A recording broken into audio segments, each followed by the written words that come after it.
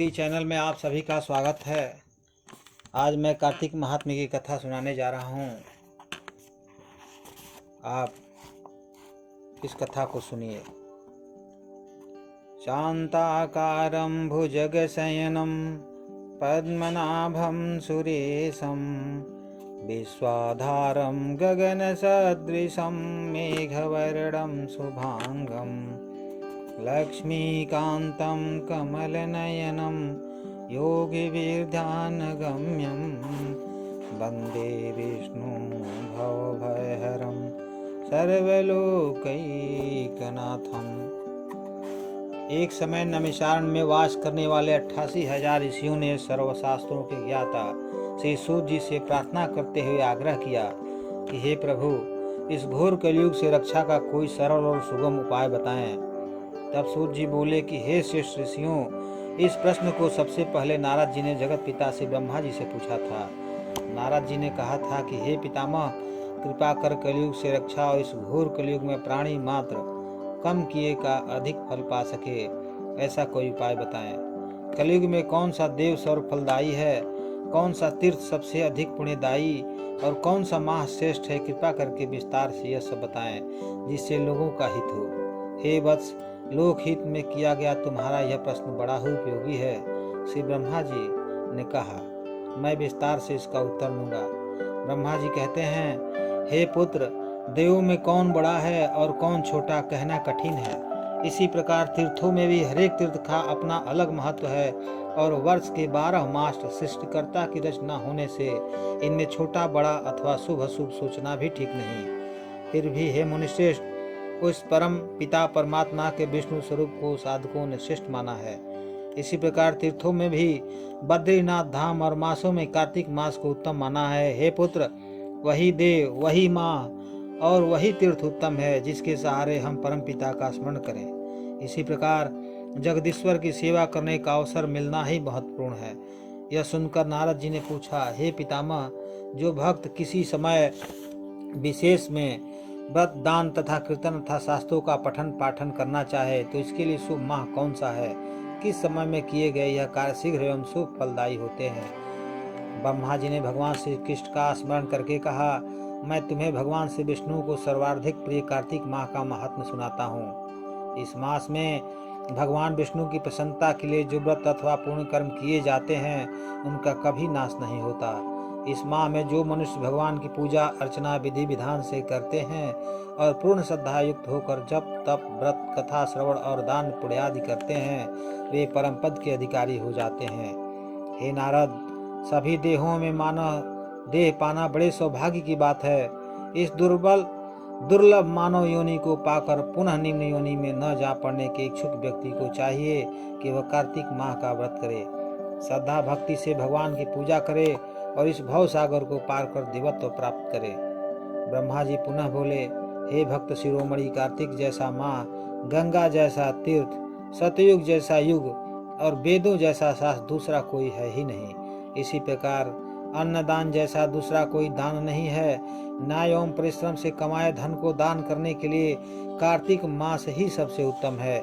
इस जैसा दूसरा कोई मास है ही नहीं। हे नारद, इस मास में पराया अन्न खाना चाहिए।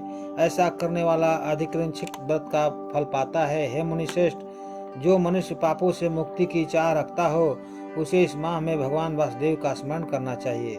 शिवालयों में जाकर भजन कीर्तन एवं शास्त्रों का श्रवण करना चाहिए। कार्तिक माह में श्रद्धालु को नित्य ब्रह्म मुहूर्त में स्नान करना चाहिए और आपत्ति काल में मार्जन मात्र से संतुष्ट होकर भगवान शालिग्राम का ध्यान करना चाहिए।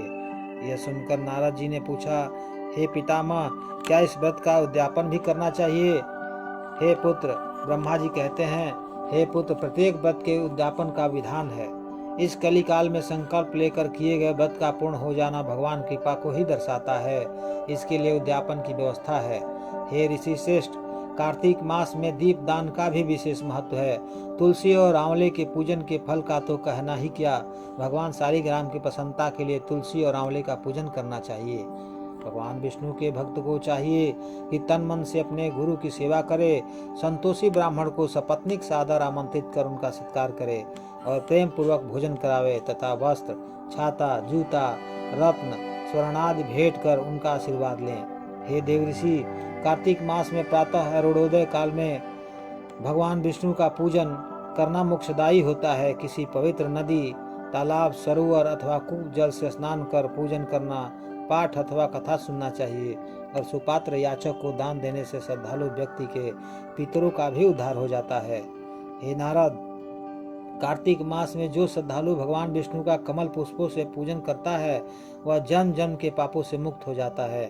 कार्तिक मास में जो श्रद्धालु भगवान विष्णु के 12 अक्षर मंत्र ओम नमो भगवते वासुदेव का जाप करते हुए प्रत्येक जाप के साथ भगवान श्री विष्णु को तुलसी दल, तुलसी का एक पत्ता दल कहलाता है, अर्पित करता है, वह मोती दान करने जैसा फल पाता है। जो श्रद्धालु भगवान श्री विष्णु की आरती कर प्रसाद स्वरूप प्रभु की मूर्ति के सम्मुख तुलसी दल अर्पित करता है उसे सहज ही भगवान की कृपा प्राप्त हो जाती है। जो श्रद्धालु तुलसी दल पहले भगवान को चढ़ावे और फिर प्रसाद रूप में स्वयं ग्रहण करे उसके शरीर की शुद्धि हो जाती है। हे पुत्र, कार्तिक मास में भगवान के नाम स्मरण की बड़ी महिमा है। कार्तिक मास में सर्व पाप हारिणी श्रीमद् भगवत गीता का पाठ पढ़ना सुनना चाहिए। स्कंद पुराण के अनुसार कार्तिक मास में गीता का पाठ करने वालों को पुण्य अनंत मिलते हैं। श्री ब्रह्मा जी ने कहा, हे देवर्षि, कार्तिक मास में व्रत करने का इच्छुक व्यक्ति ब्रह्म मुहूर्त में उठे और नित्य कर्मों से निवृत्त होकर किसी नदी, सरोवर या कुएं आदि पर जाकर स्नान करे। यदि ऐसा संभव न हो तो घर पर ही शुद्ध जल से स्नान करके व्रत का संकल्प उठाए। हे नारद, पूजा अर्चना में संकल्प का बड़ा महत्व है। यह श्रद्धालु व्यक्ति को निष्ठा को बलवान बनाता है। यदि कोई श्रद्धालु स्वयं संकल्प न उठा सके तो पुरोहित की सहायता ले लेनी चाहिए। इसके बाद श्री राधा जी के साथ श्री कृष्ण भगवान की मूर्ति सामने रखकर श्रद्धा भक्ति से उनका पूजन करना चाहिए। सबसे पहले श्री राधा कृष्ण जी का ध्यान करें, तत्पश्चात उन्हें आमंत्रित करें, फिर चरण पखारने, आचमन और स्नान आदि के लिए जल अर्पित करें। वस्त्र, तिलक, पुष्प और अक्षत चढ़ावें। इसके बाद धूप व दीप दिखावें। तत्पश्चात श्रद्धापूर्वक नैवेद्य अर्पित करें। इसके बाद पान सुपारी अर्पित करें। फिर प्रदक्षिणा कर भगवान को नमस्कार करें। नमस्कार करने के उपरांत भगवान को तुलसी मंजरी अर्पित करनी चाहिए। यह पूजन की षोडशोपचार विधि है। हे नारद, इस प्रकार भगवान का पूजन करने से व्रत का पूर्ण फल प्राप्त होता है। हे महर्षि, इस बात को तुम्हारे अतिरिक्त भली प्रकार कौन समझ सकता है? भगवान तो भावना के भूखे हैं, अतः श्रद्धालु को बड़ी श्रद्धा और भक्ति के साथ भगवान का पूजन करना चाहिए। जैसी जिसकी भावना होती है प्रभु उसे वैसा ही फल देते हैं। पूजन करने के बाद भगवान के नाम का कीर्तन करना चाहिए। कार्तिक मास का यह संकल्प संयम और श्रद्धा से पूरा करने वाला मनचाहा फल पाता है। बोलिए श्री कृष्ण भगवान की जय।